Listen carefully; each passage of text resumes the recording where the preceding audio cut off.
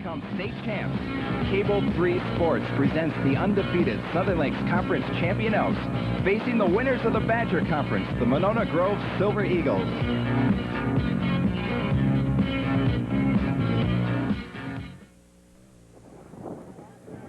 From Elkhorn High School in Elkhorn, Wisconsin. Good afternoon. This is Jeff Sobalski and Jim Kramer for Cable 3 Sports, bringing you the semifinals of the Wisconsin WIAA Division III Football Championships. Today's game, Elkhorn against Monona Grove. And hello again, everybody. It's a windy, yet much warmer day than we've been used to here in southeastern Wisconsin. And this football game pits two teams which have excellent records and at this particular point, excellent credentials coming into this football game. We're going to have the national anthem, and then we'll be back with the vital statistics here from Elkhorn.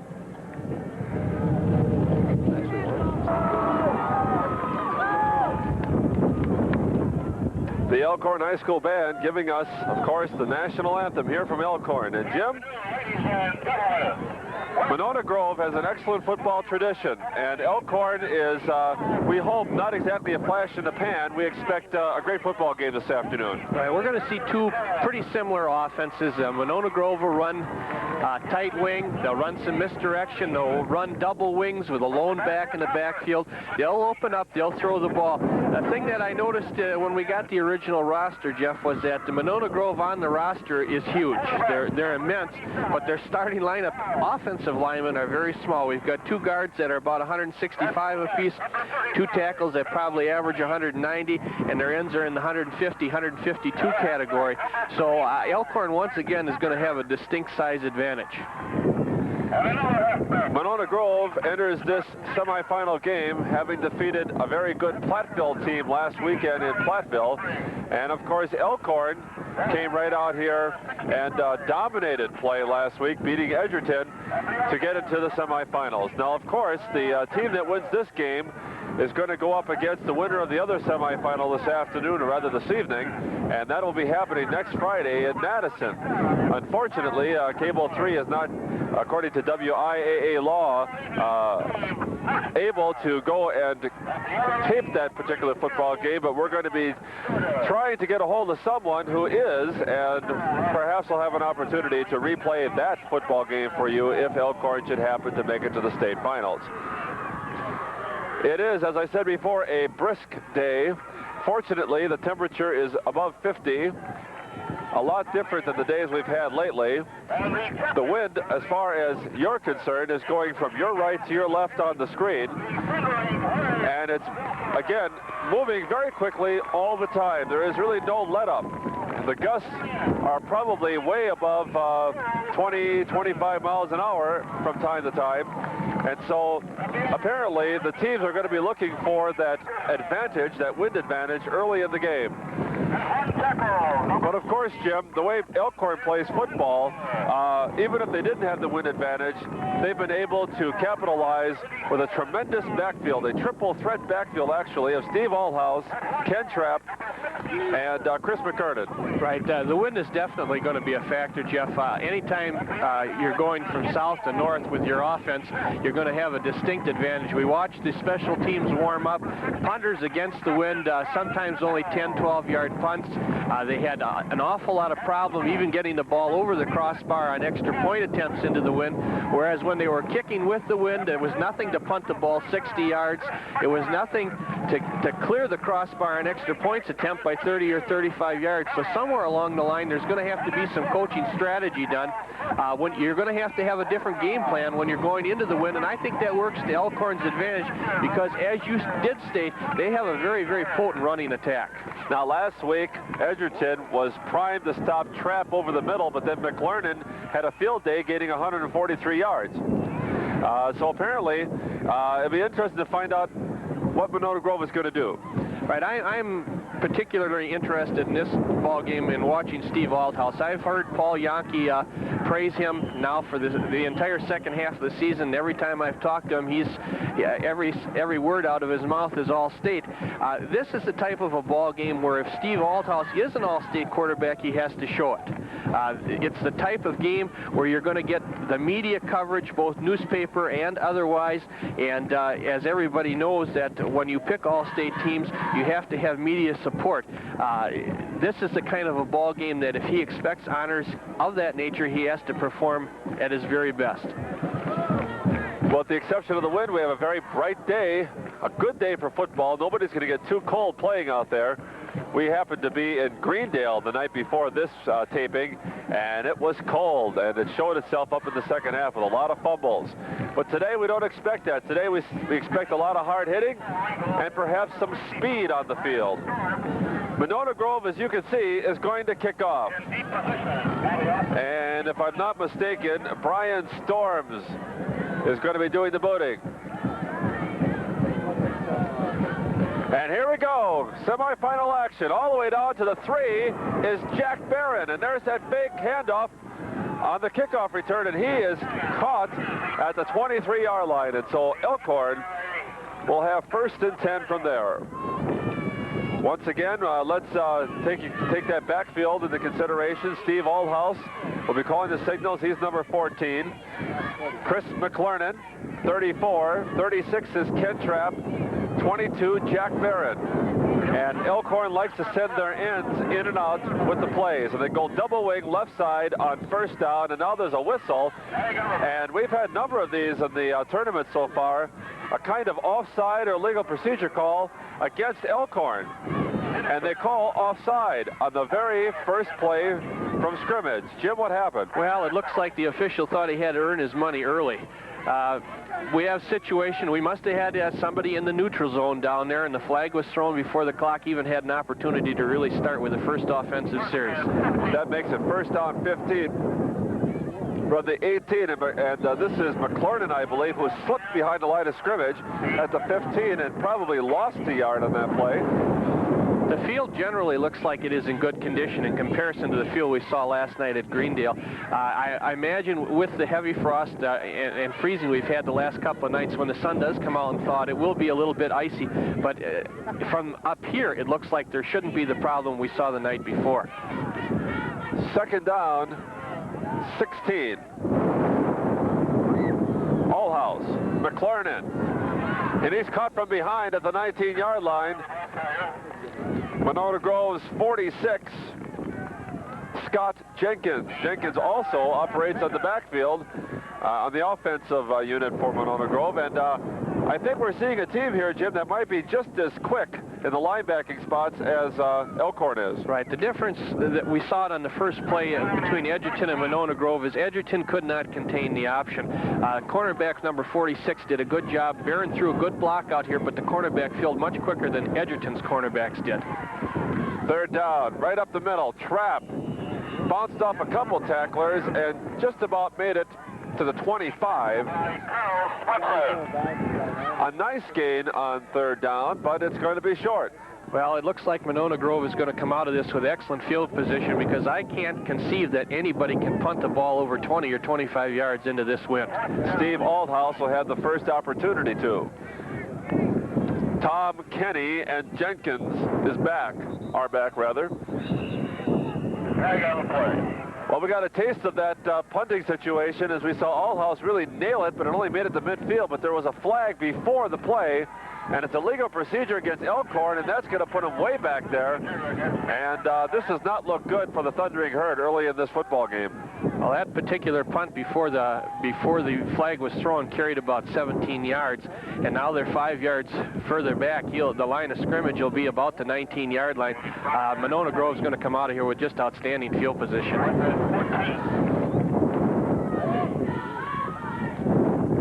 And he nailed it, but look at that ball. It's going to take a Monona Grove bounce and be down at the 25-yard line. Now, if I'm not mistaken, that is a punt of roughly 1 yard from the original line of scrimmage on 3rd down there. All right, this is where coaching has to enter in a little bit. When you have a wind of this nature, you have to tell your punters to keep the ball out of the wind. You have to line drive your punts and hope for the best. I'm sure both coaches are intelligent enough to do something like that, but you cannot get the ball up in the wind at all. The quarterback is Jim Guy, and right behind him is Tom Kenny in the single back with a double wing on both sides. And Kenny will not gain an inch. In fact, he'll lose a yard. Monona Grove opened with a wide out on the left-hand side and a slot on the left-hand side and a tight end and a wing on the right-hand side with a lone back. And all they did is give it to the fullback up the middle. They tried to trap block off the center, and that's Elkhorn's strength, is right in the middle. Right now, the defensive teams on both sides looking the toughest. 2nd down, 11. Guy will throw in the flat. Almost caught and then almost intercepted. 45 is Kurt Himmel. Monona Grove is wasting no time taking advantage of the wind. They had 3 wideouts on the left side that time and 2 on the right side. No backs in the backfield at all. The wide wing on the left-hand side went 2 steps downfield and came back for that pass, and the ball did hit him in the hands. He just dropped it. Now there's nobody in the backfield, actually, on 3rd down. He'll fake that pass. He's going for the corner, and Allhouse is there to intercept. And will he stay in bounds? He will. And he's got some blocking ahead of him. And he is out of bounds at midfield, but Jim, I think there's going to be a clip on that play. Well, clip or not, Elkhorn's going to have the ball, and they're going to have it in a lot better field position they did when they started the ball game. That particular pattern was the same thing they ran the down previous. They had 3 wideouts on the left, and they had 2 wideouts on the right. They faked that little hitch pattern. The receiver went 2 steps, stopped, the quarterback faked with his arm, and then the receiver took off downfield. Unfortunately, the quarterback got the ball up in the air, and Althouse, who is a good defensive back, had the opportunity to run under it. There was excellent coverage by Elkhorn, coupled along with the fact that it wasn't really a well-thrown ball.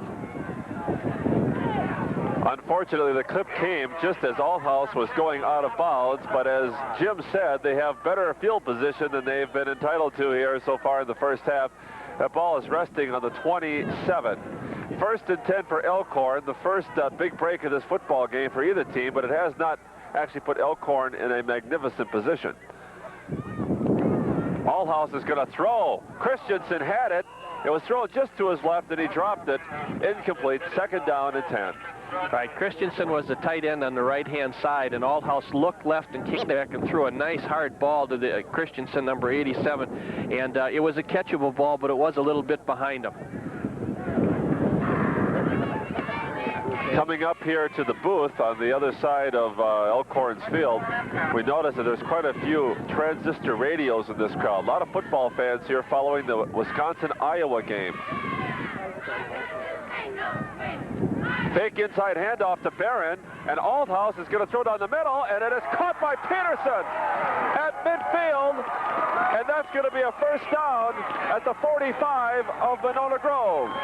Well, Althouse is showing his stuff right now. He threw that ball 25 or 30 yards, which isn't a long throw, but into a real gusty one, and he threw it the way it had to be thrown. He threw it on the line. He didn't get it up in the air like the Monona Grove quarterback did.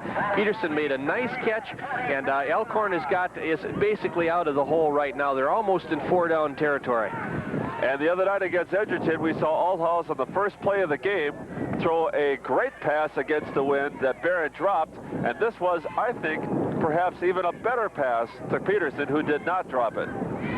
At the 45 of the Silver Eagles of Monona Grove, it's Elkhorn's football, 1st and 10. Trap up the middle, and he had a bit of daylight for a second, but then it was closed down immediately by 62 Kevin Bush.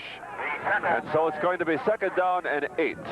Monona Grove essentially up to this point has been operating out of a standard 52 defense. The only thing they might have been doing just a little bit different is they've put their linebackers a little bit wider, more in the vicinity of the tackles than the guards. I imagine after watching Elkhorn against Edgerton, they're conscious of the option. Althouse is looking to throw. He's going to keep it, though. And Jenkins went one-on-one, and Althouse stepped right over him, past the 40 and out of bounds at the 35. Nice bit of running by Steve Althouse, and that's very, very close to a 1st down.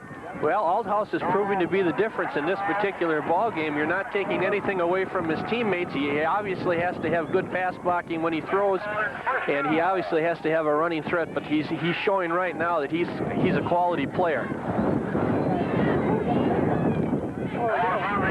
1st and 10 for Elkhorn. 35 of Monona Grove. First quarter, Division III semifinal. Trap up the middle. He's got light. And he crosses the 30 down to the 26. Excellent trap play right up the middle. 2 fullback Ken trap. That's basically one of their bread and butter plays. It's trap up the middle. It's McLaren off tackle, or it's the option, and then you always have the threat of Althouse. This is it's really a multi-dimensional offensive football team. Gain of a 9.5. They have to just cross the 25 for the first down.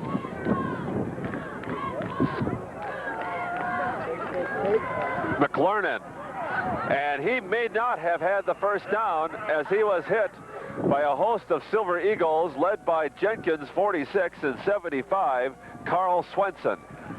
And this may be a first down only because he was able to move forward a bit, but the referees are going to call the chains out, and this is awfully close. Last week against, or last Friday night against, no, Tuesday night. When did we do the game, Jeff? I can't even remember. Tuesday night against Edgerton. Elkhorn had a lot of success off tackle and with the option. You can see Monona Grove definitely has defensed those particular plays. Now, Trap has gained yardage up the middle, and Althouse has had success through the air. 2 things that they didn't have success with against Edgerton. They didn't really throw the ball much against Edgerton, though.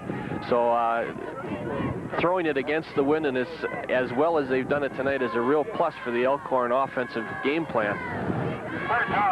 3rd down, and we'll call it about 3-4 inches or so. Just under 6 minutes to play, first quarter. Quarterback sneak, and Althouse is going to get that first down as he just nudges across the 25. 1st and 10 for Elkhorn. And this is one of their regular kind of drives, Jim. Right, it just good efficiency right down the field. They pick up the first downs when they have to pick them down. The only problem that they'll have right now is this is not the type of win that Howie Sawyer could, if they did get stopped, could give them 3 points. It's just too strong right now to consider a field goal, so if they're going to put points on the board, it's going to have to come the 6-point route. And here's another whistle, and that's another flag, and apparently the referee now is going to explain to the Elkhorn lineman, and I think he happened to be talking to John Kelly, the left guard. Apparently they're coming out to the line of scrimmage, and they're getting past the center when they go down. And as Jim said, this is the neutral zone. They can't cross into that, and now it's 1st and 15.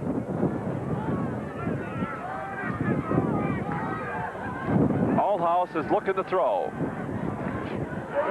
That is caught by Peterson again at the 20. A bullet pass and a great catch by Kirby Peterson. Right, excellent conceived pattern. Peterson came across from the other side of the field, and Althouse threw the ball again into the stiff wind. He threw it on the line. I think that last penalty, Jeff, might have been one of the linemen went down into his 3-point stance and moved. 2nd down, 6. Trap. Hit immediately by the center of Monona Grove's line after he crossed the 20 to about the 19. Rob Williams, junior, 5'10", 220-pound tackle, filled the hole pretty well on that particular play. And Swenson was also there to follow up on that. A couple of big guys in the middle of Monona Grove's line. The middle guard, by the way, you'll probably hear his name later on, is Darren Engbring. 3rd down, 4, the gain of 2. And now they go into the shotgun formation.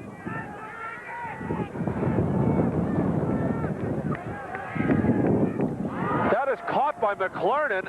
An excellent pass. McLernan was hit immediately, and that is going to be close to a first down, but they're not quite there yet. Again, Jim, Althouse with great fundamentals is just rifling the ball there. Right, he stands in there under pressure, and there was pressure on that particular play.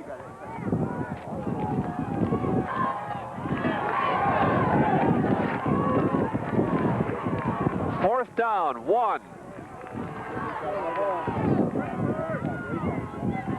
Trap, and I think if they give the ball, they put the ball down where he landed, I don't believe they're going to have the first down. Right, he's got a little connection problem here with Jim's microphone. Have we got you back on the air, Jim?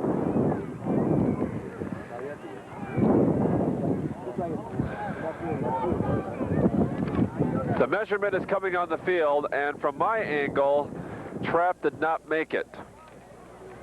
But we'll see what happens. No, they actually called that a first down.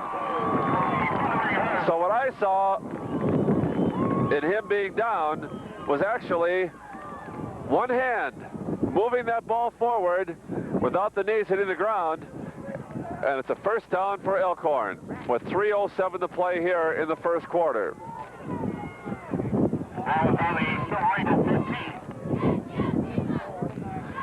Allhouse is going to throw. In the end zone, it is caught, I believe, by Joel Christensen. right. It was Christensen. Christensen went straight down the field, the end zone, and just stood there. Allhouse rolled to his right, and finally spotted Christensen and hit him perfectly right in the hands. And Christensen made an excellent catch. Elkhorn comes up with a big 6 points against the wind. Allhouse appeared to be almost throwing that football away,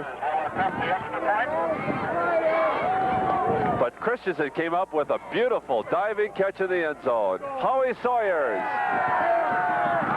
no good. Ball to the right.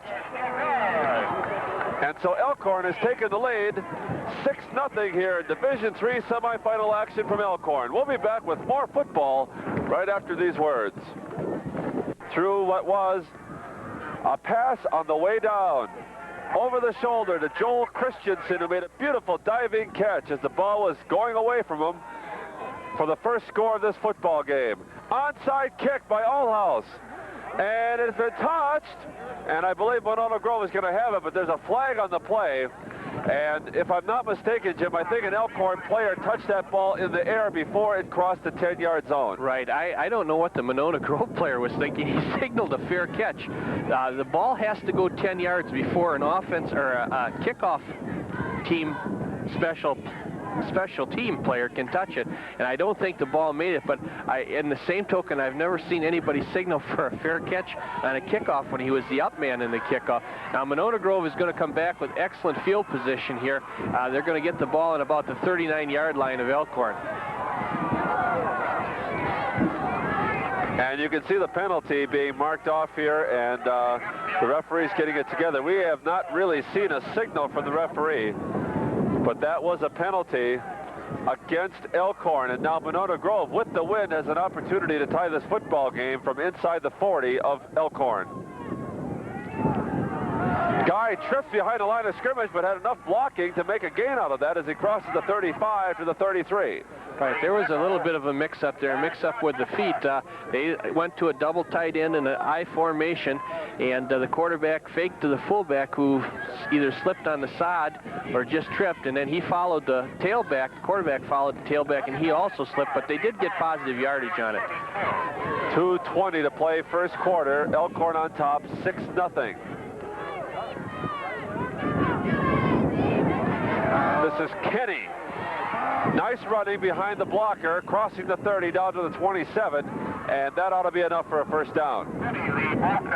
Right, Monona Grove with 2:06 left in the ball game doesn't have to push the, or 2:06 left in the first quarter, doesn't have to push the panic button, but I'm certain they would like to get the score either tied or go up by one, since they have to go into the win second quarter. The clock is still running, 2 minutes to play first quarter, and the referees are having a little trouble this afternoon communicating with the stickmen on the side. and everything is being put back together here. The clock had been running during that time, and that was, I believe, a mistake on the part of the timer up in the booth up there, and we'll see if that makes a difference at the end of the quarter. In motion, this is Kenny, and he is hit by Kelly Truesdale, the cornerback on the left side. Elkhorn just continues to play good fundamental football, both offensively and defensively. Monona Grove was in a slot, a wide slot to the right that time. The halfback and the pro set formation on the left side went in motion to the right, and they pitched to the other back, and they tried to go wide right, but Elkhorn just so solid fundamentally defensively. Second down, we'll call it 13. Kenny's looking to throw on this play. Truesdale intercepts at the goal line. Let's see if they give that to him at the 2, or whether or not he is going to be into the end zone according to the pass. They are going to mark the football at the 1, but it's Elkhorn's ball, 1st and 10. Well, that particular play fooled nobody. They ran out of the same formation as they ran previously, only this time they pitched and they tried to run a halfback option. Elkhorn had double coverage on the receiver on that side, and again, the ball should not have been thrown.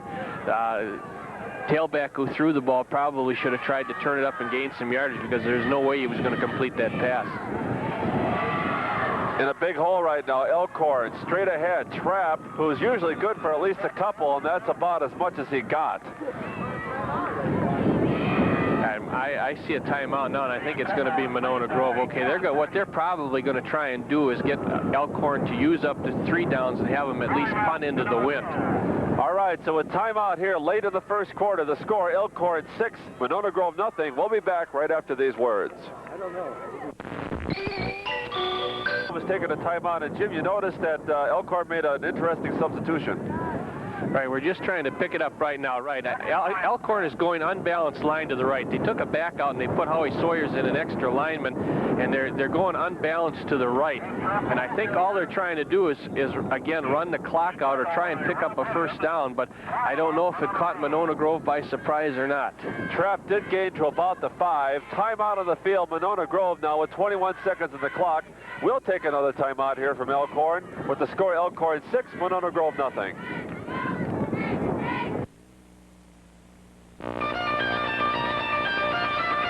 Frank's Foods, Elkhorn's only locally owned. Jeff Sobolski, Jim Kramer here. 21 seconds to play in the first quarter, and Monona Grove is using its timeouts right now to try to keep Elkhorn back in the hole. Elkhorn's football with 3rd down and about 6.5.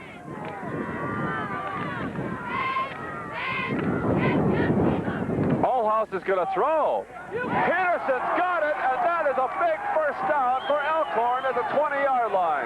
Well, that is just an excellent coaching maneuver. You'd question if it was intercepted, but they were unbalanced right, and there's no doubt that Monona Grove never expected them to throw that deep in their territory, and I'll tell you, Allhouse put it right on the money. The short side of the field, the left side of the field where they had just the end and the guard, that particular end went straight down the middle and just hit the seam at about 15 yards, and Allhouse had the ball right on the money. What an excellent throw. Clock was correct. And it's the end of the first quarter. Elkhorn now with the win, and they're on top, 6-0. Second quarter action coming right after these words. It's time for second quarter action. Elkhorn with the football. They're on top 6-0. And we're just terribly impressed with the passing game of Elkhorn. Well, we'll watch this play and then we'll go into it. And here comes Allhouse, and McLernan could not see the football. He was hit, and Monona Grove is going to make the recovery on the 8-yard line.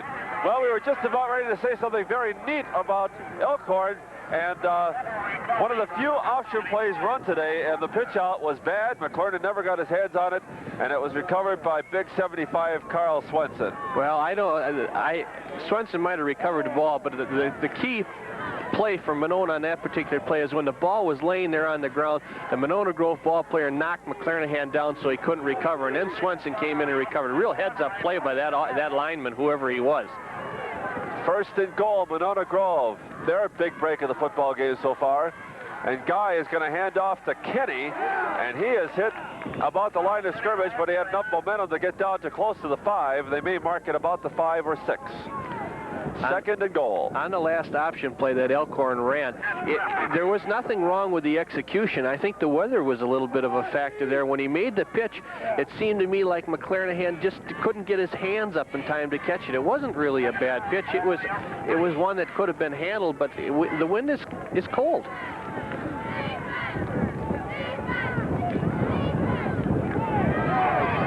This is Jenkins, and he gets nothing. Well, Howie Sawyer's played that one tough. There's no doubt about it. He stayed in the hole and he plugged it up, and they weren't going to go around him. That was Hummer, actually. But there was no gain. Third down goal from the 5. Third down and 3.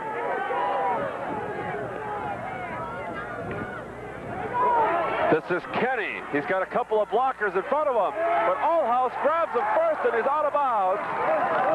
And it's going to be 4th and goal. Well, this is a golden opportunity for Monona Grove, and it'd be interesting to see what play they call for down here. But again, Elkhorn just so fundamentally sound. They don't give ground. They play their position. They react to the ball. It's either a sign of really excellent coaching or really superior athletes, one of the two. And Monona Grove is forced to take another timeout here in the first half for a little pep talk and some play action here in the huddle. 10 minutes to play in the first half. 6-0 Elkhorn. We'll be back right after these words. So Elkhorn could stop them and take over the game. Well, it's interesting that they went wide on that last play. I thought possibly they'd put the ball in the air somewhere. Monona Grove, double wing, right side. In motion is Jenkins. Over the middle. Broken up or intercepted or something. But the end, Dave Horstmeyer apparently was not able to grab that football, and I lost it there after he threw it, Jim. Well, real imaginative play call. They had a double wide out on the right, and they took the slot back, and they brought him back in motion. Then the quarterback pump faked to the wide out on the right, and then he looked left and threw a little slant to the tight end. I think the ball was just poorly thrown. The ball was thrown behind the receiver because he was open. 1st and 10, Elkhorn deep in their own territory, and this is Trapp over the middle, and whenever Ken carries the ball, there's just a spray of people from where he happens to be as he keeps churning forward as he crosses the 5, and I think he got all the way down to about the 7 or 8. Real big defensive series there for Elkhorn. Unfortunate set of circumstances that led to the ball getting that deep in their own territory, but they surely played tough defense when they had to. The gain was 4, 2nd down 6.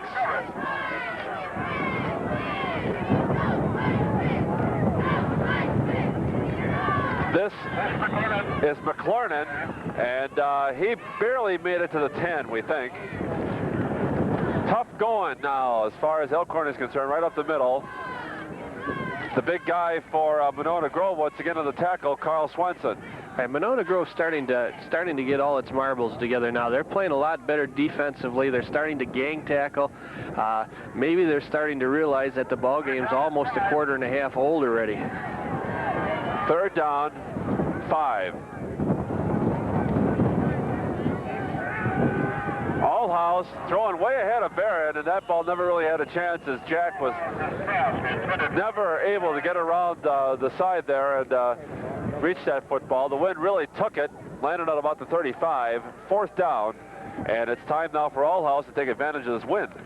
It wouldn't surprise me at all to see a deep punt, a 50-yard or better punt, because you're certainly going to get good carry with the wind. Of course, you got to keep your fundamentals going. In your mind, you're saying, let me really boot the leather off this ball, and that could also make a mistake. Right. He's got it. There it goes. Kenny did well to stop that football at the 40, 45, 50. 45 of Elkhorn and about 44 out of bounds. That was a nice run after a hard-to-handle kick. Right, he dropped the ball. The ball carried all the way back to the 40-yard line, so that's got to make it over a 50-yard punt. And they did what they had to do. They didn't lose their composure after he dropped it. He picked it up, they ran their little cross back there, and then they let the wall set up on their left side or the far side of the field, and it was a good return of about 17 yards. Coach Dick Rundle of Monona Grove pacing the sidelines. He's a veteran. He's been through these games before. Inside handoff to Jenkins, and he got no place. In fact, we'll make that a loss, and we think it's about 3 yards. Right, they're trying to run some form of misdirection. It isn't real effective right now because Elkhorn's getting good penetration, but they had a wing to the right that time, 2 tight ends, and both backs took a step to the right and then were coming back to the left, and it just, nothing materialized. Ball's on the 46 of Elkhorn, a loss of 2, 2nd and 12. Double wing, right side. The guy's going to look to throw. And I believe we're going to see something. A flag, indeed, is going to be thrown. Guy was headed out of bounds. He was tackled early. And I don't know who he was throwing to. Maybe a relative lives up in the press box or something. I was just going to say, he had a lot of blue jerseys that he could throw to because that's Monona Grove sideline, but there was definitely no receiver in the area. Again, a little bit of different type of play called by Monona Grove because they were rolling to the short side of the field, and they're also throwing into the wind. So you had 2 strikes against you before you even started to play. The difference in this ball game right now, up to this point, is Steve Althouse. It's going to be 3rd down at 28. You lose the down, and you lose the yardage. Triple wing, right side. Quarterback sneak as they tried to catch Elkhorn napping on a blitz, perhaps. And he was caught by Todd Babcock after a gain, not a bad gain on that particular play, gain of about 6. It's going to be 4th down, though, and a definite punting situation. And now Monona Grove is going to face the whoosh of the wind in their faces. Right, a couple of words about Babcock. He never ceases to amaze me how a guy 5'7", 144 can play as strong a defensive game as he does week in and week out. Tom Baxter with not a bad kick as it goes out of bounds inside of the 40 of Elkhorn at the 38. That's the type of punch you really need to have in this football game against that wind. Right, you probably saw a maximum type punt into the wind, and according to my calculations, it carried about 19 yards, but you aren't going to see much farther of a punt today into the wind. It's a beastly type thing. Fortunately, it's warm. And Elkhorn's got the football, 6-0. They go into a shotgun immediately as they want to put points on the board. Double wing each side. Althouse looking for Christensen, and that's going to be broken up with some very nice backfield play. 83 for Monona Grove, Joe Natchtigall. Right, that was an excellent defensive play by the Monona Grove defensive back. Elkhorn went to the shotgun. They had 2 wideouts to the left. And they ran the wide receiver ran a deep pattern, and the slot back ran a down and out. And Althouse looked to the weak side of the field, his tight end side, and he had just run a fly straight down the field. And the ball was on the money, but the defensive back played it excellently.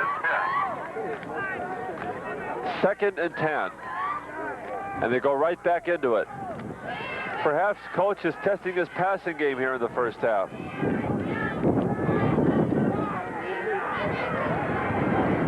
Down the middle, he was looking for Peterson, and that ball was broken up very nicely by Tom Jordan, and Jordan's pointing back to Peterson, and frankly, I think he might have an argument. I think Kirby hit him before he had a chance to try to intercept the ball. Well, I think it's just a good no call by the officials. They just got their legs tangled up. Elkhorn had 5 players out on the pattern in that particular time. I thought he was going to the back down over the middle, but the ball was really not thrown near any Elkhorn receiver. But again, the official did a good job. You didn't need to have a flag on that particular play. Although I think a couple of the Elkhorn coaches felt that they might have been. They went into a prayer position right after that play. Third down, shotgun again for Elkhorn. Allhouse looking to throw. Down the sideline to Barron, and he overthrew him at the 25. That time he did it a little differently. He took his ends and put them short and put Chris McClernand long on the left side and Barron long on the right side. And that pass has worked on occasion this year, but now 3 incomplete passes, 4th down for Elkhorn. Well, they really aired it out on that particular series. They were going for the points. They should be able to put Monona Grove deep with the wind at their back. Allhouse, who kicked about a 50-yard punt last time with the wind, will have another opportunity. And he lets this one pull it high, and Kenny's going to let it drop, and it's going to roll inside the 10, down to about the 9. Well, you got another approximately 50-yard punt. You hate to say, I mean, you'd like to see that this is something that he's done all year, but obviously not many high school players are capable of kicking the ball 50 yards unless they've got the kind of wind that they do today. 6:16 to play in the first half. Elkhorn holding what appears to be a flimsy 6-0 lead, but we really haven't seen Monona Grove do anything of any great flash. They had an opportunity with good field position after a fumble, but that was just about it. And guys, look at the throw on first down. An attempted one-handed catch by Tom Jordan in the left sidelines goes for naught. Incomplete. 2nd and 10. Jordan was open that time. What he did is he took his eyes off the ball just a little bit before he had an opportunity to catch it. It was a well-conceived pattern. Monona Grove has thrown a multitude of offensive sets at Elkhorn at this particular time, but has not had an awful lot of offensive success with anything. 2nd and 10. Inside of 6 minutes here in the first half. And this is Jenkins on that inside reverse again, and he is stopped for what appears to be no gain. Howie Sawyers, big tackle for Elkhorn, 6'2", 233 pounds. And that's straight 233 pounds, because I don't think Howie has much hair. I think he's pretty much of a chrome dome. 3rd down, 10. And quick kick by Monona Grove, but that didn't really gain him too much because that ball's going to be dead at the 35-yard line. That was a nifty play, Jim. The quarterback appeared to lose his perspective. He looked as though he was almost going to call a timeout, but technically that's just a man in motion. Right.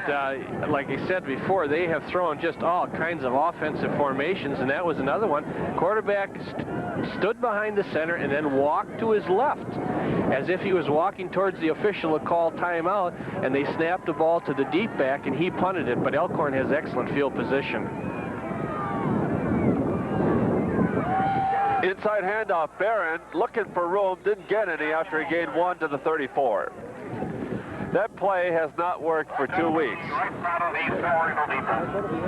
Well, if your tackles stay home like they've been taught to all season long, something like that is not going to work.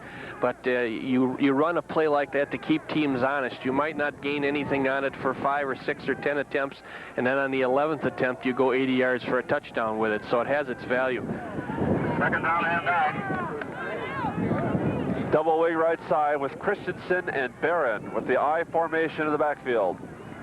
Ken Trapp. And he moves to the 31. Gain of about 3. We'll call it now 3rd down, 6.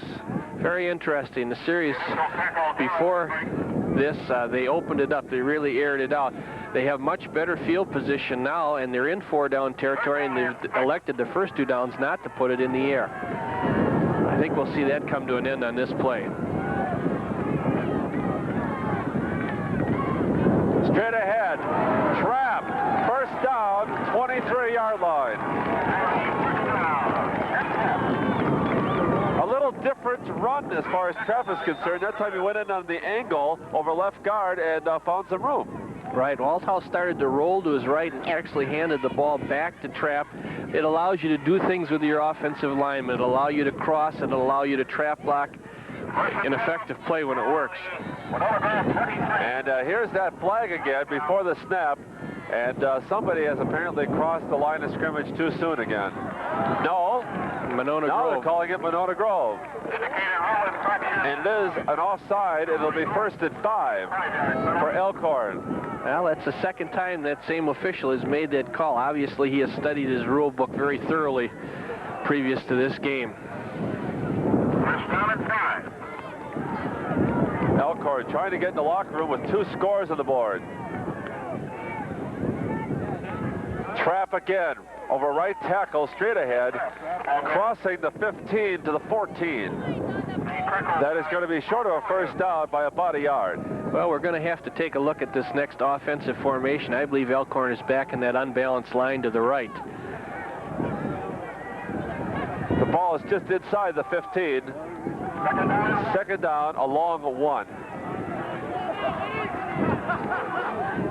And they are in that unbalanced, Jim. And Trapp tripped. But I believe he had enough for that first down. Right, they're going with 3 down linemen on the left side of the center, but they're going with 4 down linemen on the right side. They have a wing out there, and they have a single back in the backfield, which is Trapp. Now, I don't know if that's an indication that McClanahan is hurt, or if they feel that they can just move the ball on the ground against Monona Grove, and they're going to play it conservatively and take it in on the ground. They're going to ask for a measurement. Trapp did not get quite as far as we thought. And it is short by 2 inches. And so now it's 4th down, and this could be a pivotal play in the game if Monona Grove was able to stop Elkhorn on this series of downs. They're only down 6 points, and Elkhorn would love to get a score in before the end of the first half with 2:48 to play. 3rd down, inches. I kept thinking 4th down because I forgot about the offside penalty. Allhouse had a little trouble with the snap, and I believe Monona Grove is going to have the football. Let's see if the referees downed it before the fumble occurred. No, they did not. It's the Silver Eagles football, and there's the break that Elkhorn did not want to happen. Right, if they'd have taken the ball in on this particular series, it would have essentially given them a commanding lead. But you make your own breaks, and Monona Grove played tough defense in the middle on that particular play. And again, the wind and the cold has got to be a factor on the hands. There's no doubt about it.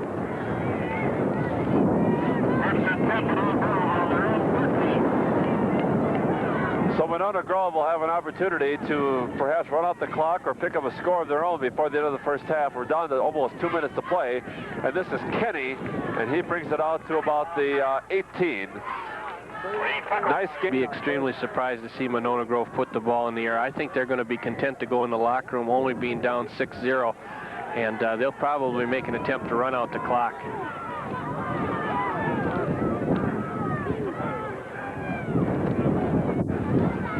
Kenny again.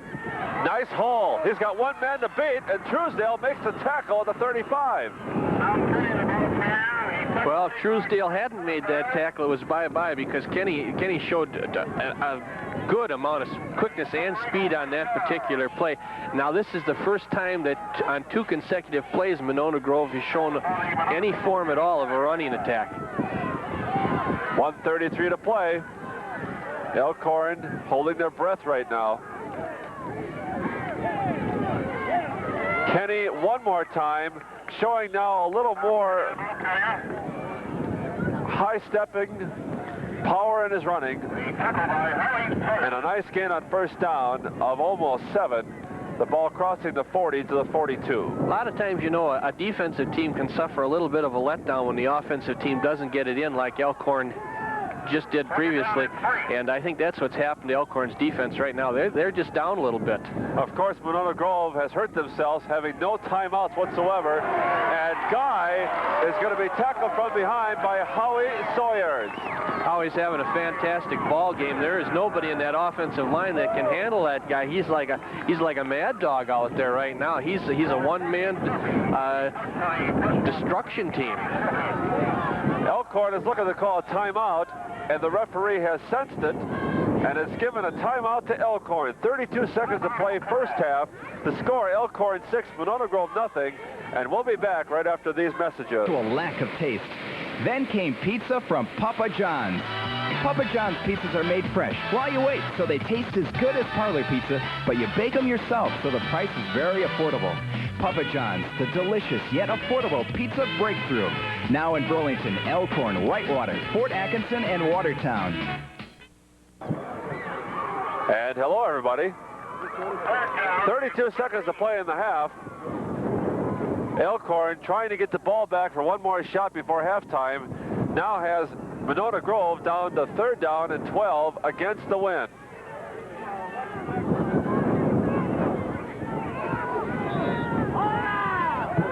Monona Grove has not had any real success in the air so far this game. Inside handoff,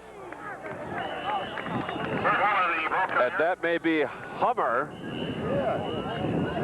and he got it out to the 45 or the 40-yard line, but there are whistles, and Elkhorn, I think, has called another timeout. So with 24 seconds to play in the first half, we've got a punt coming up, and it could be an important play in this football game. So stay tuned right here from Elkhorn. 24 seconds to play, and Elkhorn wants to get their hands on the football one more time, and they look primed for the blocked punt right now. Nope, they're just going to let him boot it.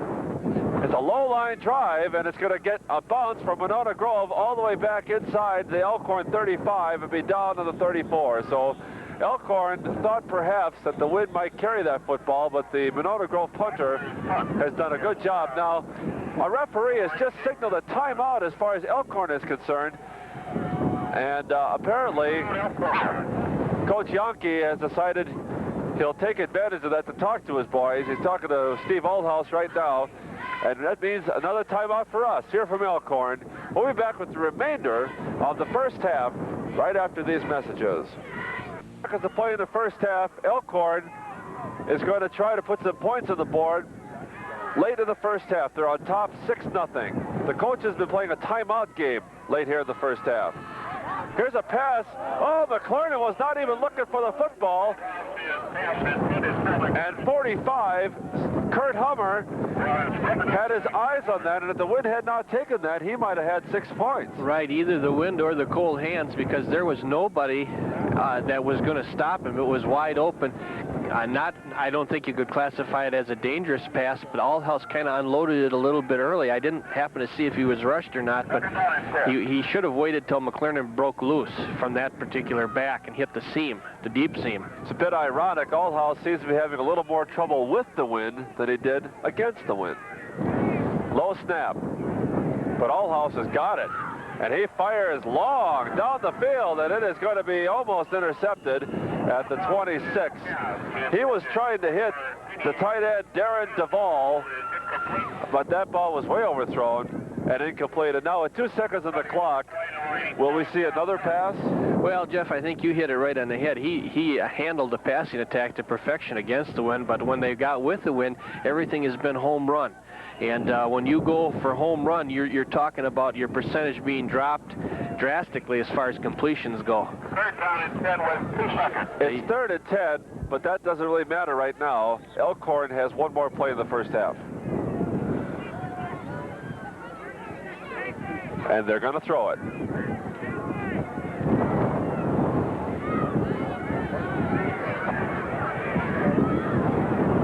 He's looking for Barron. Incomplete. And that's the end of the first half. The score from Elkhorn. The Elkhorn Thundering Herd 6, Monona Grove nothing. Right here, Division III semifinal action for the WIAA. Jeff Samolsky and Jim Kramer for Cable 3 Sports. We'll be back with some comments on the first half right after these words. Jim? We have a sense that Elkhorn dominated the first half, but in actuality, Monona Grove has held tough, and they're really in the ball game. Kind of interesting development. Okay, here we go, Jim. Real interesting developments. We had a situation where both teams, when they had the wind, didn't score. The Elkhorn in the first quarter going against the wind did score. Aldhouse handled the control type passing game, the short passing game to perfection, but when it came time for them to have the wind at their back, they must have thrown deep 8 or 9 times without success. Monona Grove came to life about the middle of the second quarter. They played better fundamental football. They were sounder on defense, and they started to put something together that resembled a running attack. Monona Grove's offense amazes me to the extent that I'll bet you they threw about 13 different formations, 12 or 13 different formations at Elkhorn, and sometimes when you try and become a little bit too versatile, it cuts down on your efficiency ratio. But the second half should prove to be extremely interesting, because when the offensive team does have the win, they're going to have to capitalize. They're in a position where the chips will be down. Why do you think Elkhorn threw that many long passes? They evidently weren't working. Well, obviously they thought they would work, though. You usually don't do something unless you think it's going to work. When you go for the home run, you're kind of hoping for the big play, and if they would have got the deep play or the big pass or the 6 points, it would look pretty good now going into the second half, being up by 12 or 13 points. But Coach Yankee is a gambler. Coach Yankee is not going to play it close to the vest when he doesn't have to, and when you have the wind at your back, you don't have to play it close to the vest. He had a 6-point lead. Maybe he feels his defense is capable of holding Monona Grove to no points in this particular ball game. All right. We're going to take a timeout ourselves at halftime, and then we'll be right back with first half statistics and then the second half of this Division III playoffs and all about the difference between Elkhorn and Monona Grove in the first half. Well, the biggest statistical plus for Elkhorn would be that they've got 66 yards through the air and Monona Grove has nothing. The rushing yardage is pretty even, 56 Elkhorn, 46 Monona Grove. I don't think you can say that Elkhorn dominated the game with the score only 6-0. Let's say that Monona Grove never really got into the ball game, never really got into the flow of the ball game. Elkhorn put together a real fine drive into the wind, and that has been actually the only real offense of the game up to this particular point. Now, one particular player that has not been as outstanding as far as the statistics are concerned as he has been this season is Chris McClernand. He seems to have been sort of put out of the football game by the Monona Grove defense. Right. We don't know at this particular point whether on the play that the Elkhorn ran an option and there was a fumble, whether he got hurt, but he doesn't even figure into really any individual statistics for the first half. Trapp has got 11 carries for 39 yards, and Aldhouse has got 5 completions for 66 yards, but Trapp figures into really McClernand figures into no statistics at all. Either Monona Grove has done a good job of taking him out of the game plan, or maybe he's walking around a little wounded, and Coach Yankee hasn't let on to this and is just holding him back. As those of you who have been watching the broadcast know, the wind has been the biggest factor in this football game. It caused Monona Grove to try to get good field position in the first half by calling 3 straight timeouts, and then when Monona Grove tried to get back in the ball game late in the first half, they had no timeouts left, and they weren't able to put any points on the board. Meanwhile, at the end of the first half, Elkhorn tried to take advantage of it, but could not because they were not able to complete the long pass. All right, the wind had to enter into halftime discussion, I would think. In other words, things had to be said about what we were going to do when we had the wind and what we're not going to do when we're going against the wind. So we're going to have to see now, and Monona Grove will be going into the wind. To start the second half, Elkhorn will have the wind on offense. It's going to be very interesting to see the offensive concepts that these coaches will try and deploy during the second half when they have the wind at their back. It's going to be maybe a big factor, maybe even a deciding factor. Howie Sawyers will be kicking off for Elkhorn with the wind advantage at the beginning of the second half. Howie might kick this ball to Waukesha with the wind at his back. Well, maybe East Troy. out of the end zone. It'll be 1st and 10 on the 20 for the Monona Grove Silver Eagles, coached by Dick Rundle, a veteran, and I'm sure he's got some things up his sleeve. By the way, Monona Grove operates out of the Badger Conference in the state of Wisconsin. They are a suburb of Madison. Monona is the suburb. Grove, of course, is the name of the high school. Elkhorn, of course, the suburb of really nobody, and they operate by themselves. 1st and 10.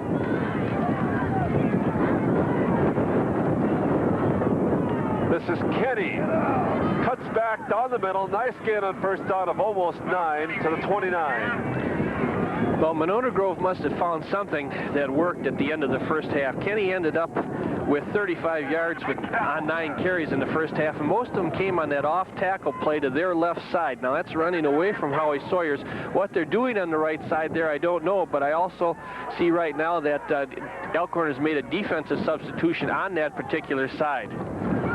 Craig Brown, 74, is the substitution. Kenny is trying for the 1st down, and I believe he made it. The ball should be marked at about the 32 or 33. So that'll be a 1st down for Monona Grove here in the 1st quarter. And Kenny is showing us a little more from himself on the field with every single carry in this football game. Right. Coach Yankee took John Kelly, the fine sophomore, out, the 5'11", 191-pound defensive end. Now let's see if he's changed his defensive concept over there, or if it was just a problem that Kelly was having at end on that particular play. Kenny one more time. And he was caught after a gain of 1 or 2. One player I did see on top of that pile was 88 Darren Duvall. Well, as fast as Kelly came out, Kelly's going back in right now. That defensive play was made by the right defensive tackle, who held his ground real well and then strung the play out to the right. The gain was to the 35, 2nd down, 7. The wind is gusting quite a bit, as it has all football game, and the temperature has seemed to drop just a bit. Straight ahead, Kenny again, and he might have gained a yard. From tackle to tackle, Elkhorn is awfully tough. They've got 2 big tackles that play. They've got a very active middle guard in Babcock. They get good linebacker play. Not many teams all year have had success running the ball inside on Elkhorn. 3rd down, 6.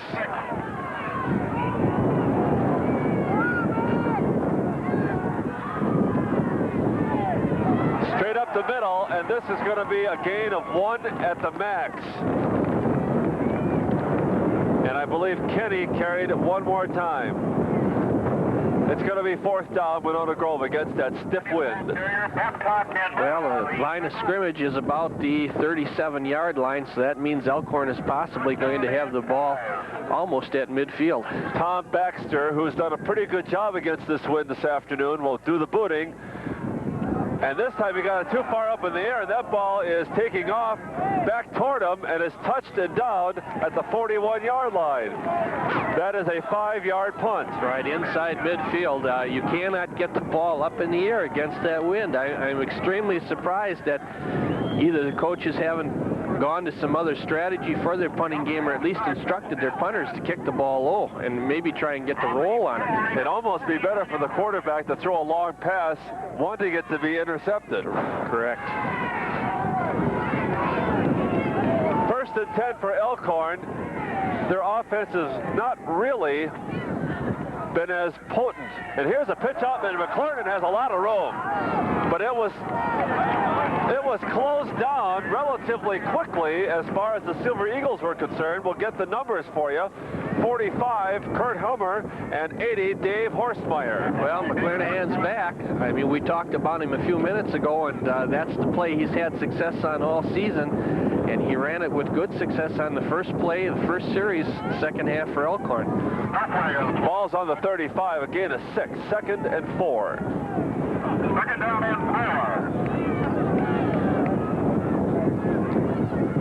4. Trap. And he bowls his way inside the 35. And let's see where they mark the football. just past the 32. It's going to be 3rd down and 1. 3rd down and 1.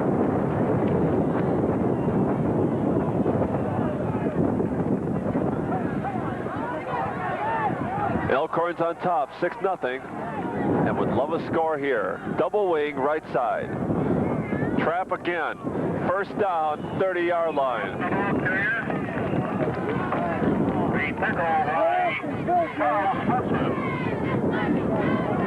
And you see the 1st down being signaled, and Jim, it appears that Elkhorn is back to their old basic game. Outside with McClernand, inside with Trapp. Right. Notice something there. Defensively, Monona Grove has made some adjustments. They've gone from a 5-man front to a 6-man front. Now, whether they just went into the 6 for that particular play or not remains to be seen, but no, it looks like they're staying with a 6. Allhouse will option it right side. McClernand's got it. He's got some room again, and he's knocked out of bounds at the 25. Allhouse runs the option extremely well. He'll make a bad pitch occasionally, but he sure sets up that cornerback.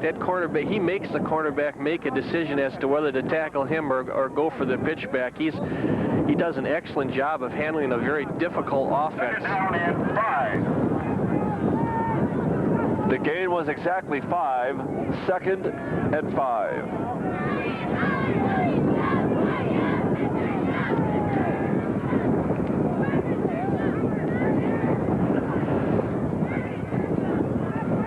Fake handoff. Looking for the end zone. Overthrowing Christensen is Steve Allhouse. And it's going to be 3rd down and 5. Christensen was well covered on that play. He just came from his tight end spot on the right and ran straight down the field. Never did get behind the defender. The defender stayed with him all the way. Allhouse elected to go up in the air with it and overthrew him. And as you said before, Jim, Coach Yankee apparently loves to make the attempt at the big play, but today with the win, they haven't been able to successfully complete anything. They go double wing, left side, 3rd and 5. Allhouse, McClernand is not able to cut the corner, and he has no gain on that play. A little bit of a misdirection rollout that time, and it did not work.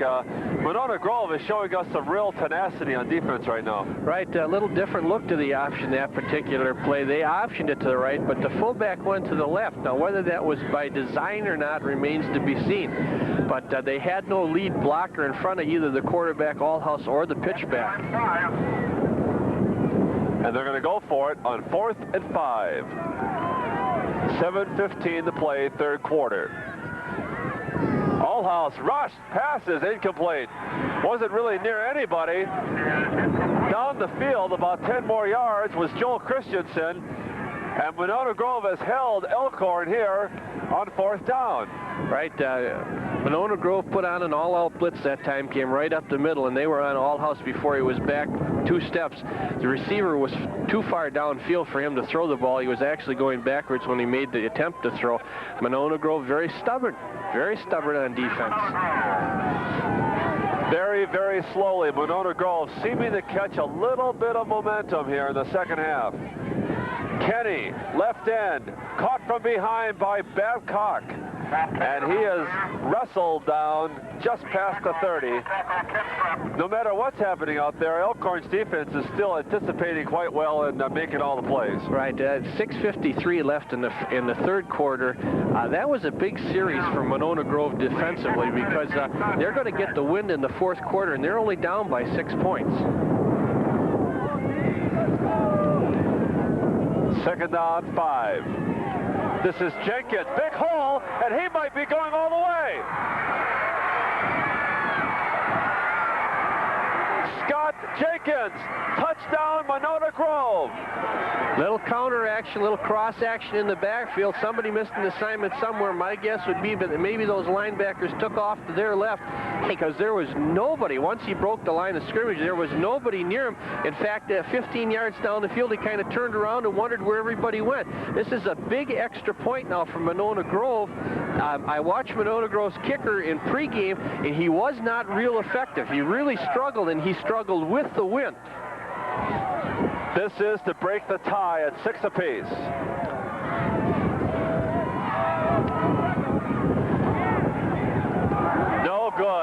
way short, way wide to the right side, and we have a tie game here with 6:27 to play. The score, Elkhorn 6, Monona Grove 6, and we'll be right back after these words. Hard run by Scott Jenkins, and now it's 6-6.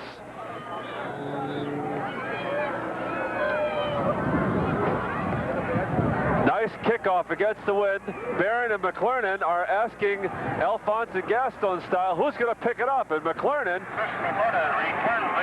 drags himself across the 20 down to the 22. And as I said before, Jim, Monona Grove very, very slowly appearing to catch momentum has now gotten their big play. Right. The past two series, Monona Grove has concentrated on their left offensive side. They've run Kenny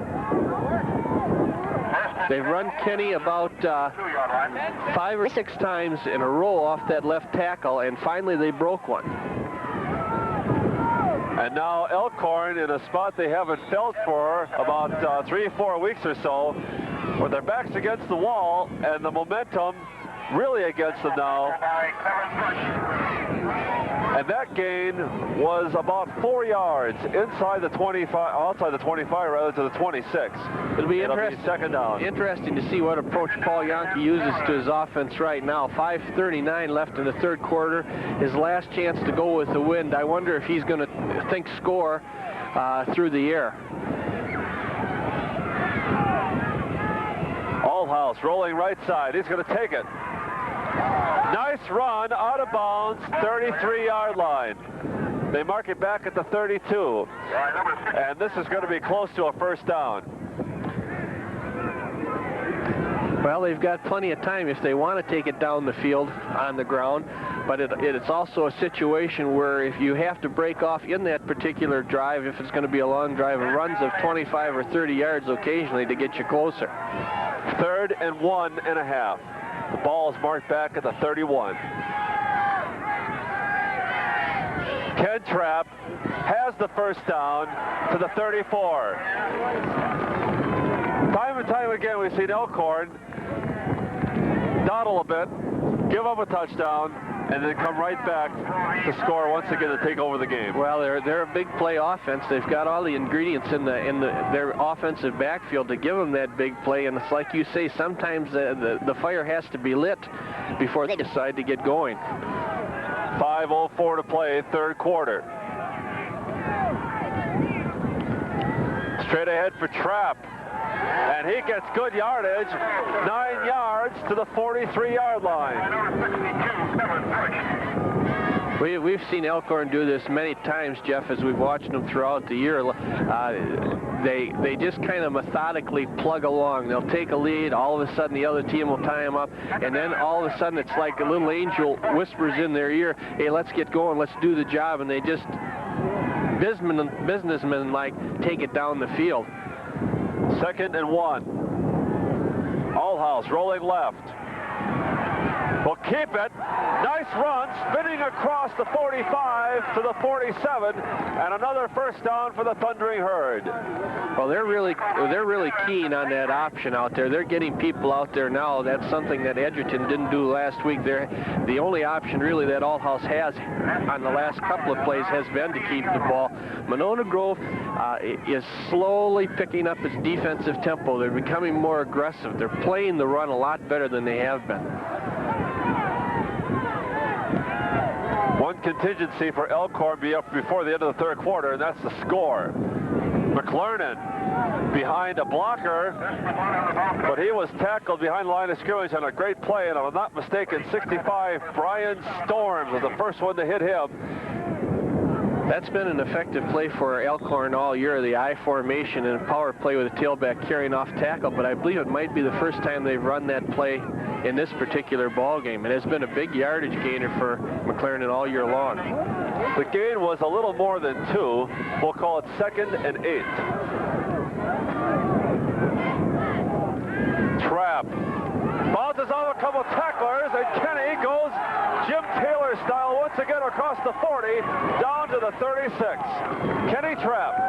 Right, we don't want to bring out anything that Coach Yankee won't see on the films, but if Joel Christensen had thrown a block downfield on that play, Trapp had taken the ball all the way. Christensen kind of came downfield and I think kind of anticipated that Trapp was going to be tackled and just said hello to that defensive back. If he would have thrown the block, Trapp would have gone all the way.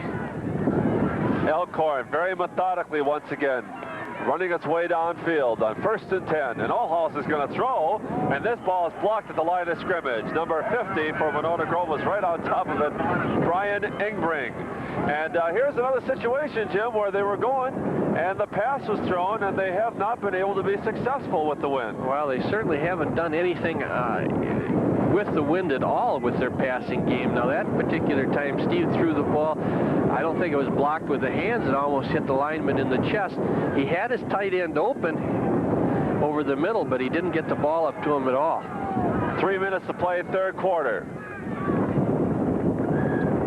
Trapp,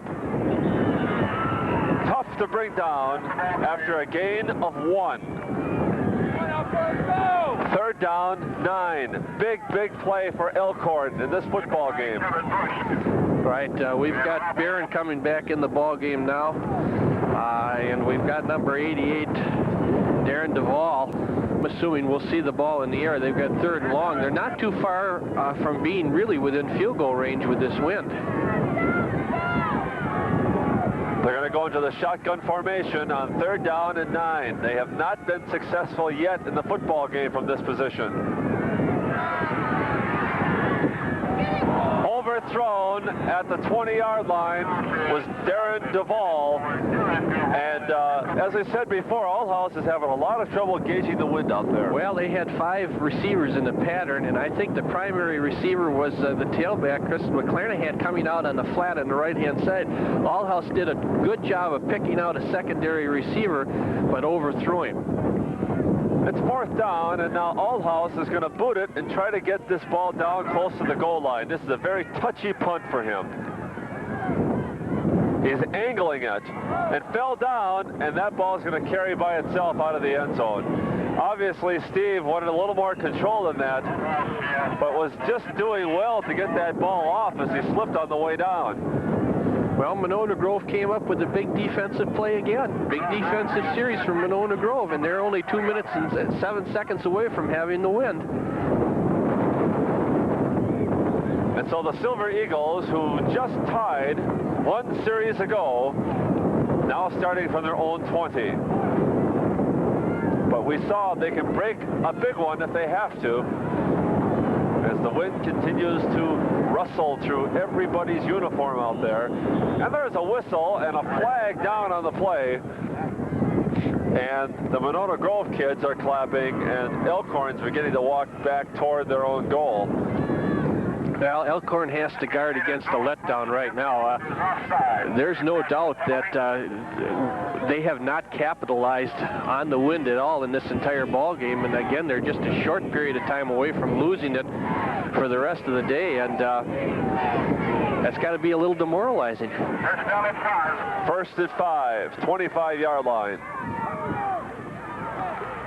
Kenny looking for room, and he saw Howie Sawyers and decided to go the other way. And he did very well to gain a couple on that play.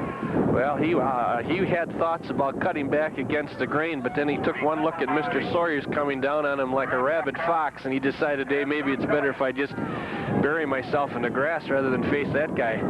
That was a 3-yard gain. 2nd down, 2.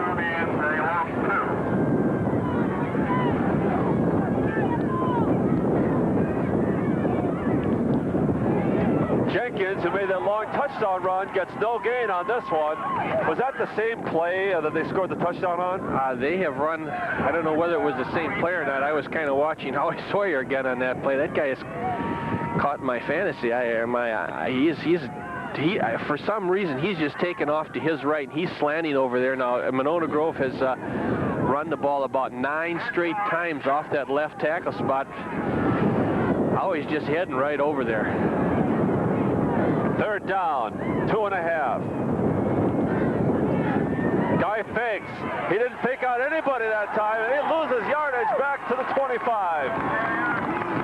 And we were sort of anticipating we might see that because Howie was taken off to his right, but that didn't fool anybody. Kelly Truesdale, the left cornerback, was hardly fooled on that play, and 36, Ken Trapp also was over there. Right, those two defensive ball players stayed home, and I guess when people like that stay home, it allows Howie to roam a little bit. 4th down. Here is a big boot. Not a bad punt. It's crossed midfield and gone out of bounds at the 46 of Elkhorn. So Elkhorn will have good field position from where to start their next series of downs. But there's only 17 seconds to play here in the 3rd quarter. And it'll be interesting to see what play is being called right here. Well, I just noticed an assistant coach run over to the quarterback and to Coach Yankee. He has obviously spotted something. If they have a trick play or if they have something special, I think this will be the time that they're going to do it. But he certainly was excited. Big handoff. He's looking straight downfield. He's looking for Barron, and I think Barron might have lost the ball in the sun. But 83 for Monona Grove. Joe Nachtigall was step for step with them. It appeared just for a second that Barron might have lost that ball in the sun, and it also appeared that Altus, trying to control that football, didn't really give it his best shot. Right, I think he thought the wind was going to carry it a little farther than what he did. If he did, Barron had 2 steps on the defender. If Althouse would have cut loose, it would have been 6 points. But he kind of threw it up in the wind and anticipated letting the wind do the job for him, and it didn't happen. Referee has sent 1 lineman off the field for Elkhorn, he being 61, Len Schultz, and he's being replaced, I believe, by Todd Babcock. Must be equipment problem out there. 2nd down and 10 for the Thundering Herd.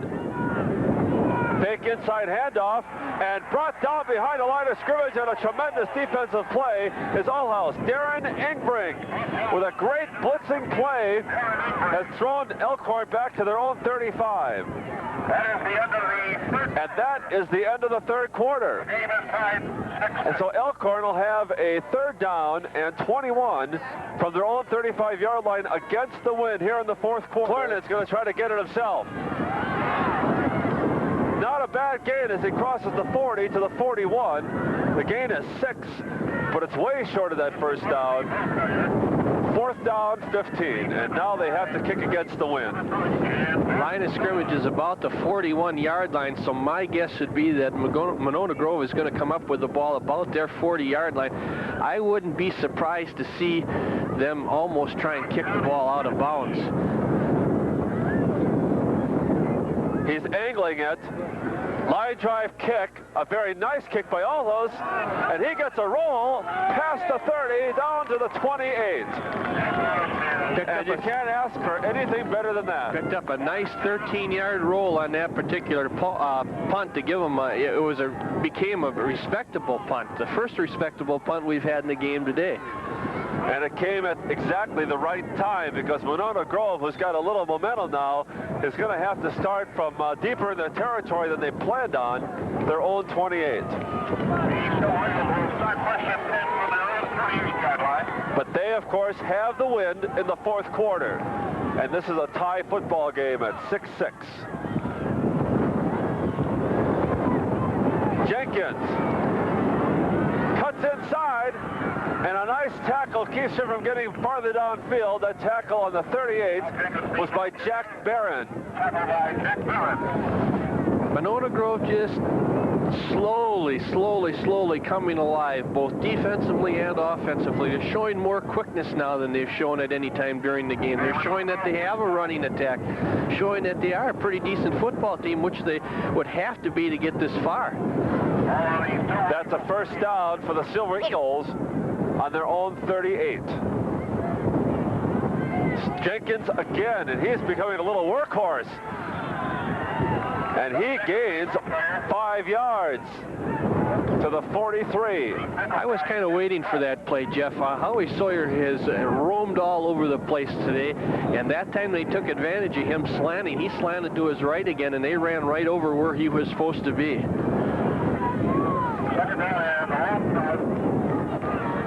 Second down, a little more than 5. Jenkins again, this time buried after a gain of almost 2. Well, how he learned his lesson, how he stayed home that time, plugged the hole, and had plenty of help from his teammates.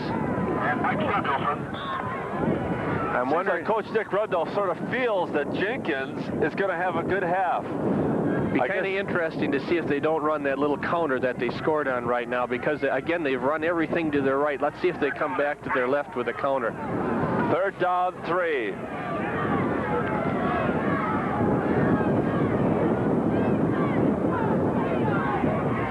Quick handoff. Kenny, first down across midfield to the 44. He almost didn't get that handoff off, but when he did, Kenny was home free. I'd like to see what they were doing blocking-wise. We got a little difficult angle here, but obviously they're going wing to the right. They must be double-teaming down in the tackle and kicking the defensive end out, because they're running that play not as wide as most teams will normally run it. They're just past the 45 of Elkhorn. Jenkins, Dick Morrow picked them up at the line of scrimmage, and the little guy bowled his way forward a couple of yards. Second down, 8. We're getting to the point in the ball game where the kicking game starting to show that it's going to have to be a factor to be reckoned with. If they can get it down into field goal range, they can win this ball game. Wing right, second down, 8. That same play to Kenny around right end, and he ducks his head and moves forward just past the 40. I suspect they'll mark it at the 39, which gives them a third down, 5. Third down, just inside of 5 yards to go for the first. Big third down play for the Elkhorn defense. Division III playoff semifinals on the line right now. And Guy's going to throw on third down. Here's our first screen pass today, and it's complete. 40, 35, 30, 20, 15, and he's brought down. That was 34. Pete Casey, the first time he's touched the football in today's game. And I was going to say before, Jim, we have not seen a screen pass yet. Well, I first of all was surprised to see him pass, but I wasn't surprised to see a screen pass. They executed it just perfectly. He had 3 linemen out in front of him. He used their blocks. He ran off their blocks. They picked up big yardage. They're definitely within field goal range now. I don't know if they have a field goal kicker. He didn't look real good in the pregame warm-ups, but they're down there now where they're knocking on the door. A 20-yard screen pass to Pete Casey. First and 10 for the Silver Eagles. In motion is Kenny. Here is Jenkins. And he is hit after a gain of 1. Mike Samuelson, the first man to reach him, and the little guy really went through the air and did well to get back to the line of scrimmage. They went away from the basic offense again that they've been running to get the ball down there. They played power football to get it down there. Now they went back into this odd formation type football again, and it isn't paying off for them. Hasn't paid off for them all ball game. Full house backfield on second and 10. Here's that counter play to Jenkins, and he's going to pick up maybe 3. Howie Sawyers was the first one to pick him up, and then he was gang tackled inside the 15 to the 13. We'll call it a gain of 2. It'll be third down and 8. That's the first time we've seen the power eye tonight that I can recollect. Again, now that's 2 consecutive plays where they've gone away from the type of football that's got them down here.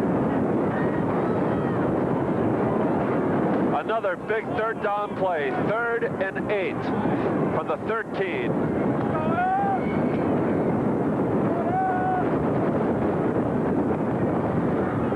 Quarterback draw by Guy.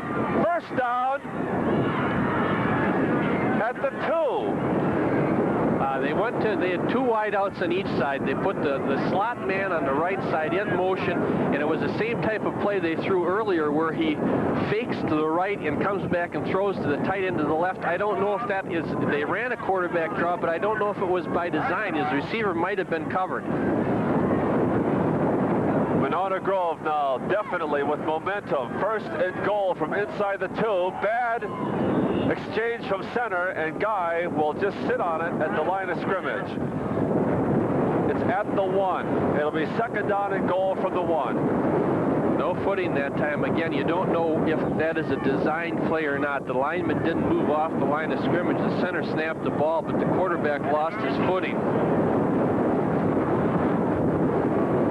And the Elkhorn defense has not been asked to perform quite so sternly and rigidly as it has been asked now.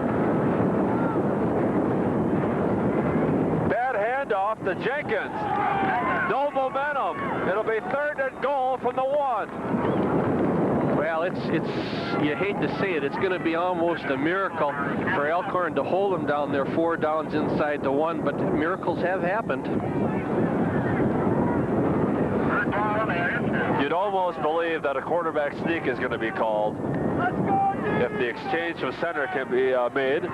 They've only got less than a yard to go for the touchdown.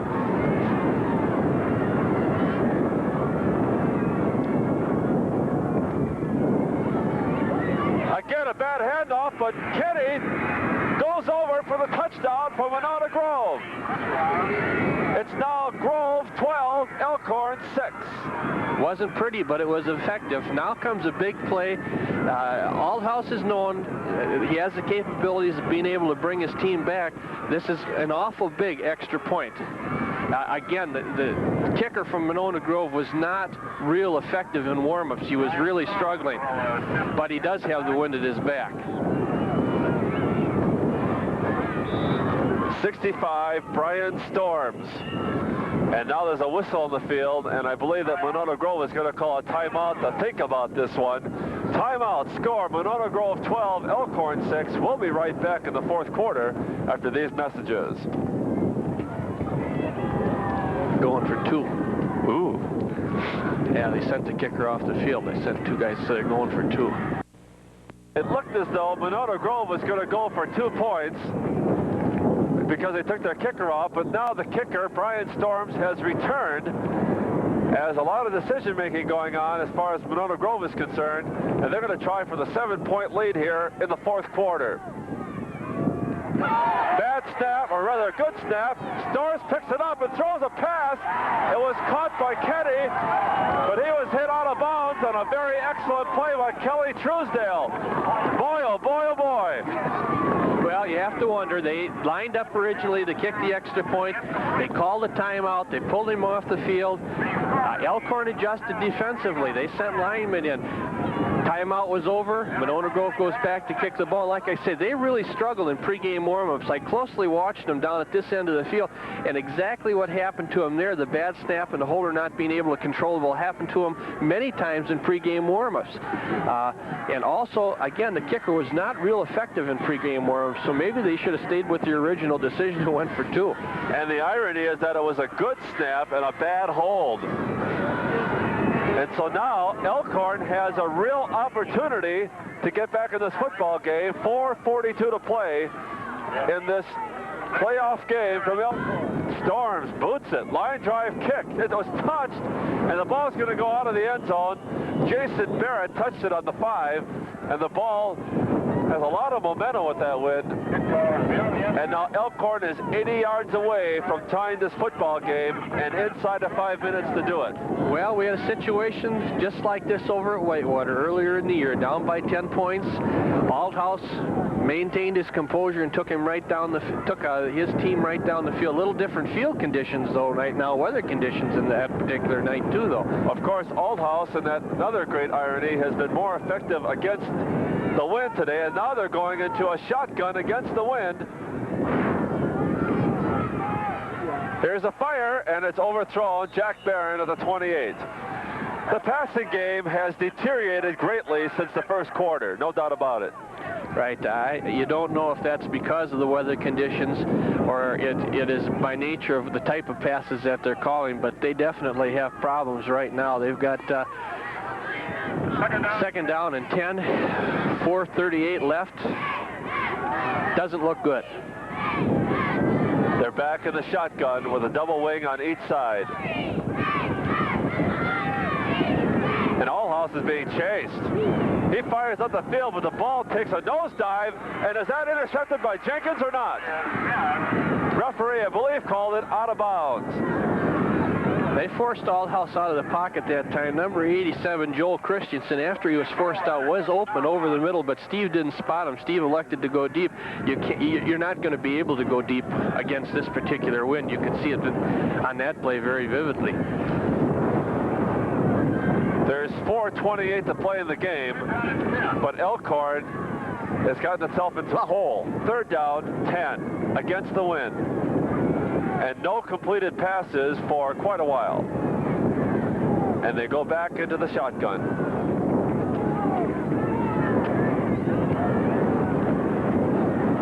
Screen pass over the middle, but it's a wounded duck, and it was caught by Trapp.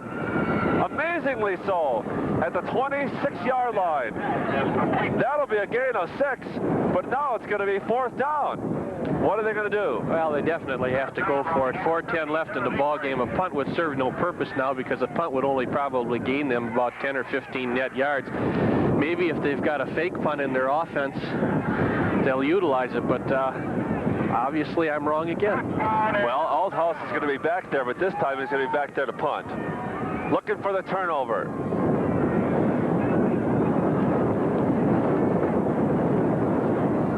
A floater and out of bounds past the Elkhorn 40. And the referee marks it down at the 41.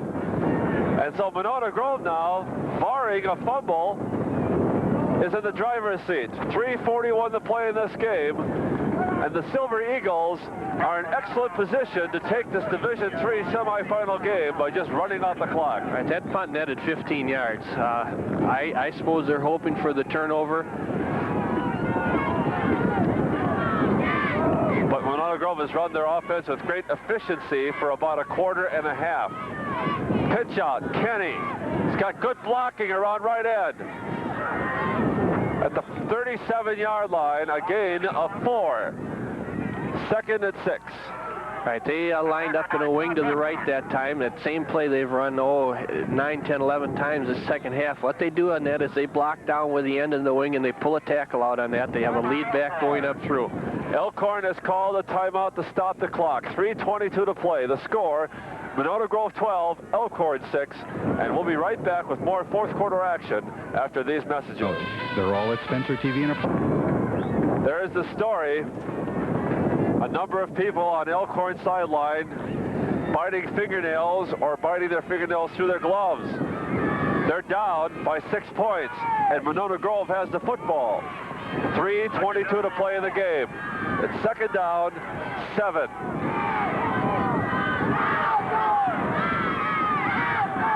Kenny again, right side, nice cut, 1st down, and he might be gone. Touchdown, Monona Grove. And quite likely, victory, Monona Grove.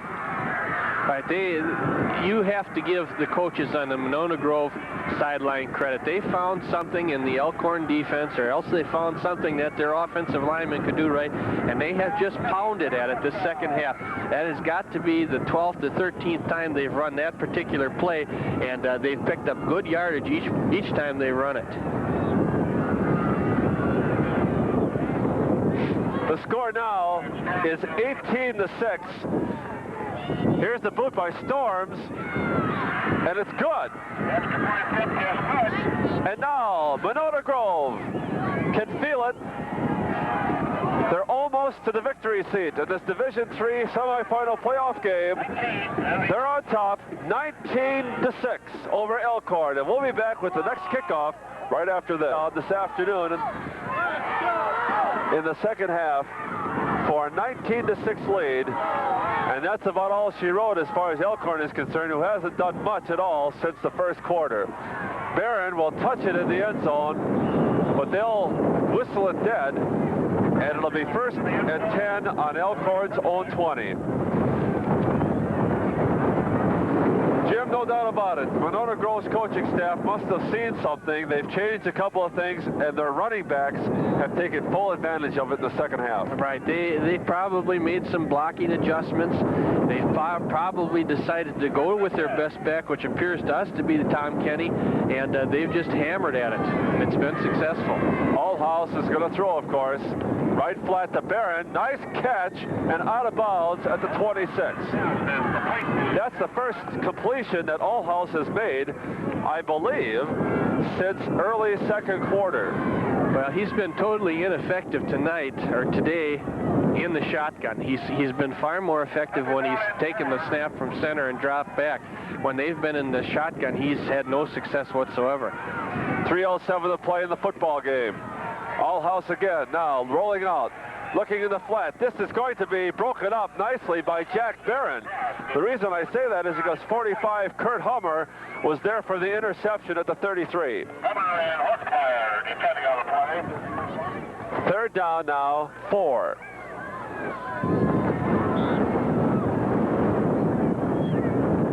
And Elkhorn, who's had an undefeated season so far, is slowly but surely seeing this come to an end.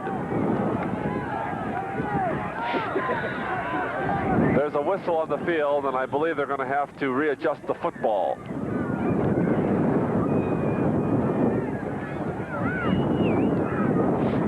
So that having been done, it's time for action. Third down and 4. Straight ahead to Trapp, and Kenny will get that first down across the 30 to the 31 or 2. 2:54 left in the ball game. Elkhorn being down 13 points. It's almost mission impossible. All you can hope to gain now is a little respectability, if you could call it that, finishing the season with a touchdown to bring it a little closer. Allhouse looking downfield. There's a flag on the play. Here's a pass to Barron, and he got his hands on it at the 43 of Monona Grove, but that ball went out of bounds. There was a flag on the play, and there is no preliminary signal as of yet. It looks though it's going to be against Elkhorn, though. It was thrown in their backfield. No doubt about it.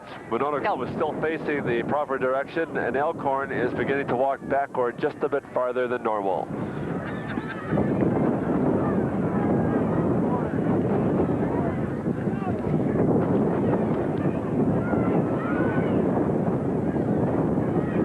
Well, it's tough to tell whether or not Elkhorn was forced out of its game plan by Monona Grove, or whether Coach Yankee thought that the regular game plan wasn't going to work.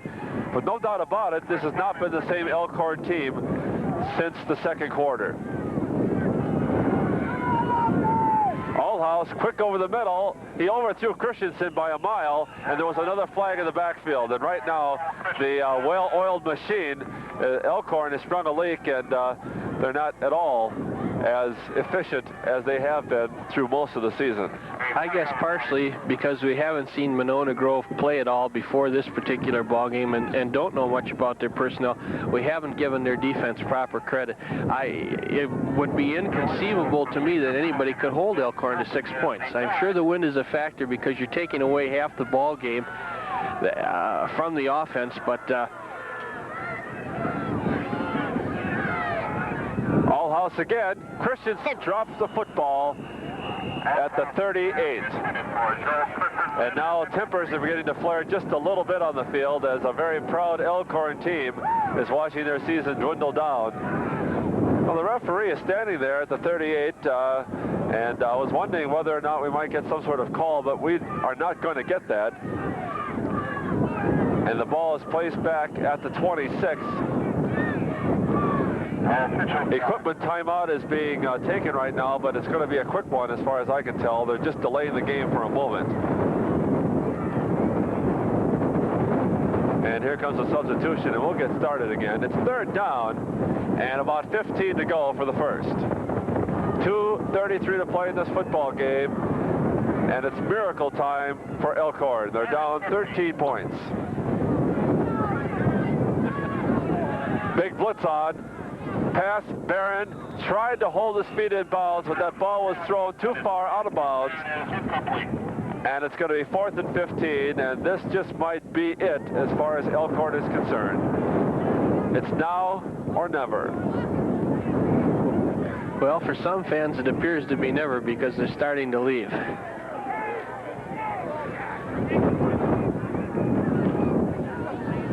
Back down and 15.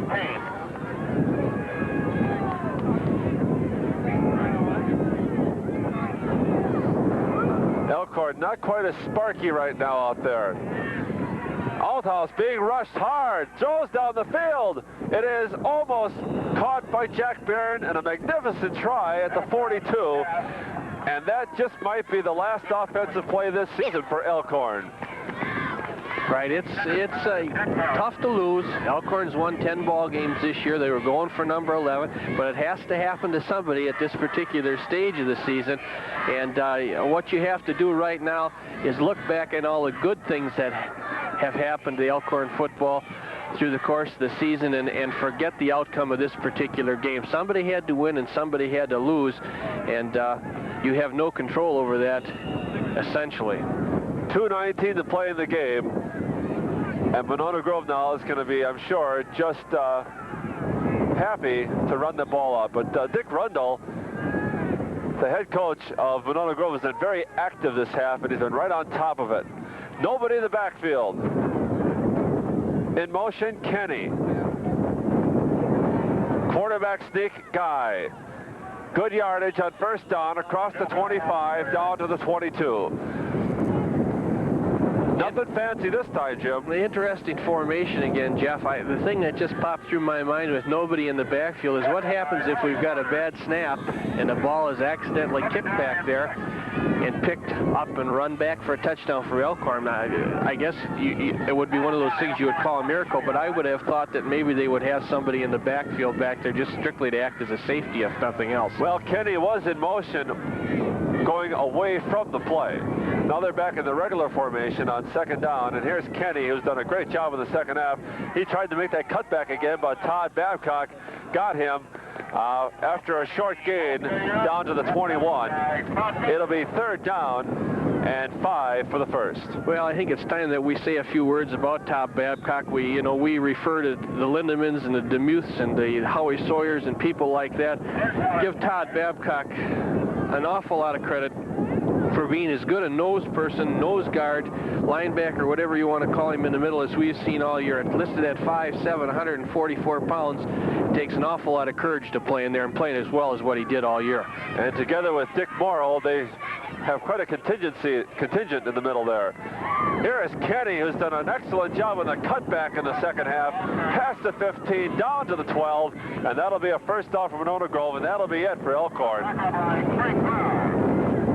There is an injured player on the field as Coach Paul Yonke is running out there, and it'd be tough to have a bad injury in the last minute of the season. But with that injury, we're going to take time out here from Elkhorn. 52 seconds to play. Monona Grove 19, Elkhorn 6.